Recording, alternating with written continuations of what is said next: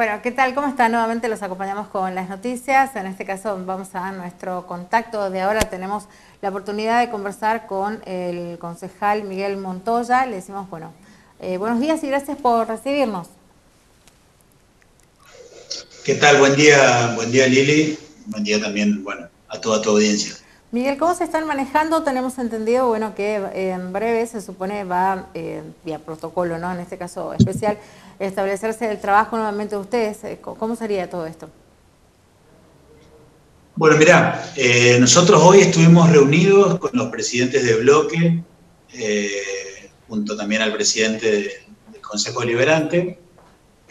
Bueno, nosotros ya sabés que es público nuestra posición de arrancar las sesiones cuanto antes, y hoy fuimos convocados para establecer un protocolo de seguridad para poder actuar respetando todas las recomendaciones de las autoridades sanitarias, tanto para la realización de las comisiones como para la realización de la sesión propiamente dicha.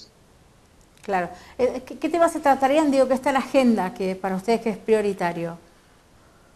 Bueno, mira, en primer lugar, lo que acordamos fue no dejar nada librado al azar en cuanto a las medidas de seguridad para la realización, como te dije, de la sesión. O sea que en estos días, hoy vamos a empezar a intercambiar papers para hacer un protocolo y poder informarle al Consejo de Emergencia que vamos a realizar sesiones y respetando esos protocolos, a manera solamente de anoticiarlos. Ajá. Y una vez que está en funcionamiento tanto las comisiones como la sesión, bueno, nosotros tenemos muchas iniciativas que hemos presentado un proyecto inclusive antes de la paralización del Consejo, y también tenemos que ejercer nuestro rol de contralor.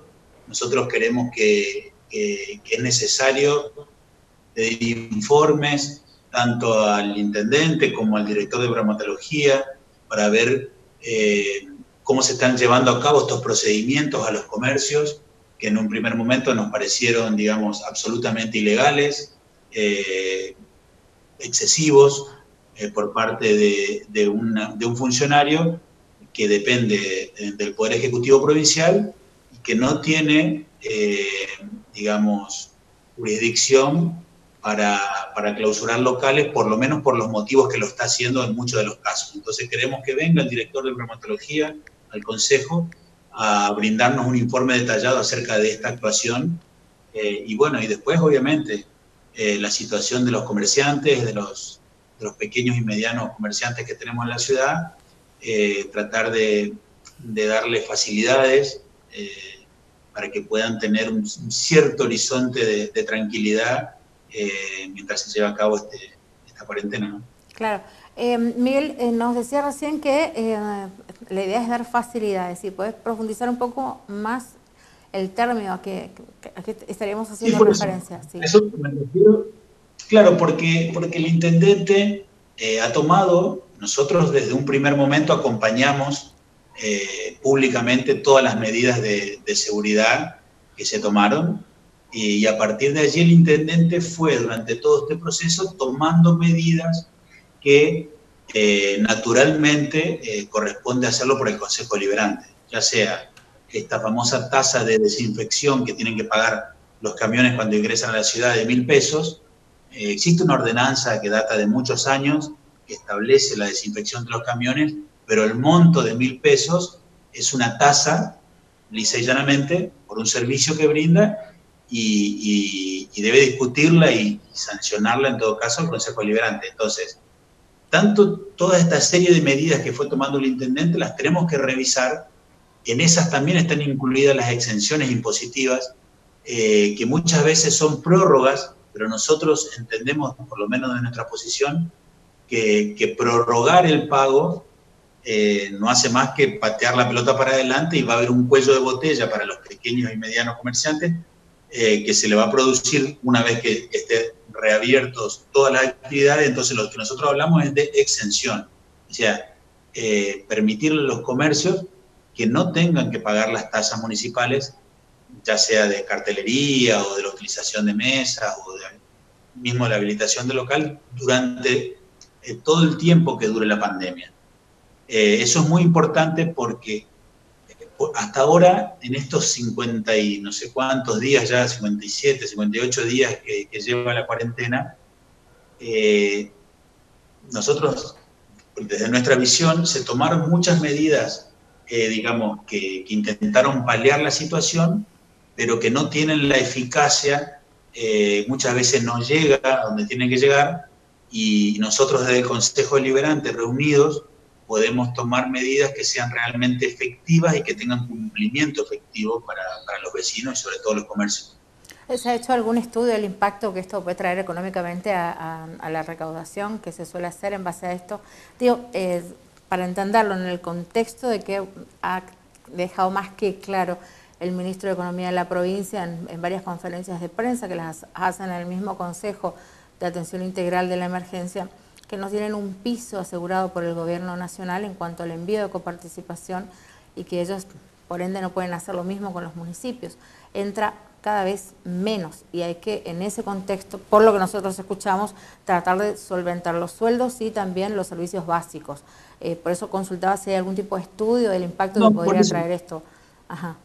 No, pero bueno, es buena tu pregunta, es muy buena tu pregunta, porque por supuesto que el ministro de Economía tiene razón, hay una enorme preocupación del Estado Nacional acerca de la recaudación impositiva, que es lo que después se coparticipa provincia y municipio, claramente ha disminuido. Hoy en nuestro país hay mucha más emisión monetaria que recaudación impositiva. Creo que el mes pasado se imprimieron 210 mil millones de pesos en billete y la recaudación fue de 200.000, o sea que estamos en un grave problema de emisión que, bueno, más adelante seguramente se va a transformar en una inflación bastante seria. Pero a tu pregunta, yo quiero responder de la siguiente manera.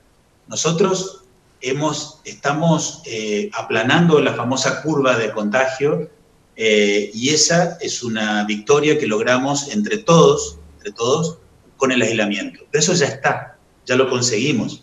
No podemos seguir viviendo de esos laureles conseguidos. Nosotros tenemos que aplicar toda la inteligencia, la creatividad para poder ir pasando a la siguiente etapa, que es flexibilizar y empezar a motorizar la economía. Entonces, no quedarnos con esta victoria que estamos consiguiendo, no sé si llamarlo así, porque hay muchos, lamentablemente hay más de 300 muertos, pero sí estamos consiguiendo, a comparación con otros países, buenos resultados. Pero no tenemos que quedarnos en eso y hace mucho tiempo ya tenemos que empezar, deberíamos haber empezado a flexibilizar, sobre todo en provincias como la nuestra, en donde no hay casos confirmados. Yo no creo que el gobernador de Jujuy o de Corrientes o de San Luis, donde son provincias que hace más de 3 o 4 semanas ya no hay casos confirmados y flexibilizaron la actividad, inclusive hay bares, restaurantes, shopping abiertos, porque tienen confirmado que no hay una circulación comunitaria, yo no creo que ellos piensen en hacerle un daño a su población. Entonces, mucho más nosotros, en donde nunca tuvimos un caso confirmado, gracias a las buenas medidas que se tomaron, desde hace mucho tiempo tuvimos que salir de esos eslogans de que le estamos ganando al coronavirus y empezar a pensar cómo hacemos para reactivar la economía, para no depender exclusivamente de las ayudas nacionales, que muchas veces son buenas, tienen buenas intenciones, pero que no les llega a muchos vecinos de nuestra provincia, porque hay un gran número de formoseños que lamentablemente viven en la informalidad y el Estado es impotente para llegarles con la ayuda de esas personas que son informales. Claro, entendí la explicación de cómo están viendo el manejo de la pandemia y lo que desde su punto de vista deberían haber articulado ya un tiempo a esta parte, pero vuelvo a la pregunta, si ya han hecho un estudio del impacto que esto puede llegar a traer, de cuál sería en ese contexto el número o cuál sería la sección de los comerciantes que ustedes quieren exceptuar de pagar los impuestos, cuáles serían y cómo impacta esto dentro de lo que serían las arcas del municipio, o lo están por establecer, en qué etapa está el proyecto, sí. No, nosotros, imagínate que en estos periodos de aislamiento, uno ha recorrido, ha hablado con comerciantes, pero no puede de esas charlas o de esa interiorización de la calle sacar conclusiones estadísticas.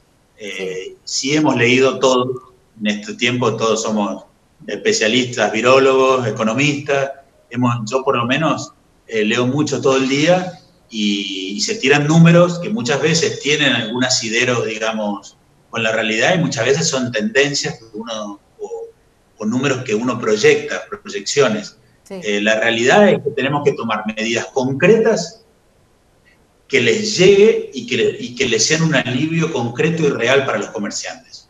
Para nosotros, una prórroga de impuestos no es un alivio y tenemos que pensar en una exención impositiva. Claro está que eso retrae ingresos al municipio, eso está claro, pero ante una situación excepcional tenemos que tomar medidas excepcionales y empezar a abrir de a poco la actividad para poder reactivar, digamos, el motor de la economía en nuestra provincia y en nuestra ciudad puntualmente. Bueno, sí, lo comprometemos cuando tengan por ahí un poco más maduro el proyecto, con el detalle a quiénes favorecería, cuál sería el número en ese contexto somero, aunque sea, de comerciantes que estarían siendo beneficiados. Estaría, bueno, más que interesante que nos den, como para conversar también y mostrarlo a todos, porque digo, hay asociaciones, hay cámaras que ya tienen los datos de hasta qué punto se ha afectado el sector o no.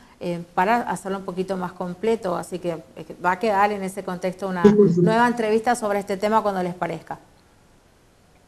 Me parece perfecto, me parece perfecto. Para esto, para hacerlo seriamente hay que escucharlos a todos. Claro, uno sí. puede tener una opinión, pero nosotros tenemos que convocar al secretario de Finanzas y Hacienda del municipio para que nos dé su punto de vista, tenemos que convocar a las cámaras que aglutinan a los diversos sectores para escuchar también su punto de vista y después de escuchados a todos, tomar estas decisiones, por lo menos, te repito, para hacerlo seriamente, porque el voluntarismo que cada uno tenemos muy buenas intenciones, pero el voluntarismo genera caos.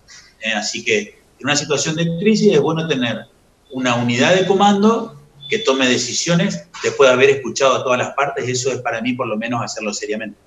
Muchas gracias, concejales. Que tengan un buen día. Buenos días. Gracias a vos. Bueno, era el concejal Miguel Montoya, ustedes lo escuchaban recién, salió en la conversación que empiezan a sesionar en breve y en la agenda, bueno, ya ponen esta idea de ver de qué manera pueden llegar a ayudar a los comerciantes que han sido más que muy afectados en todo este proceso.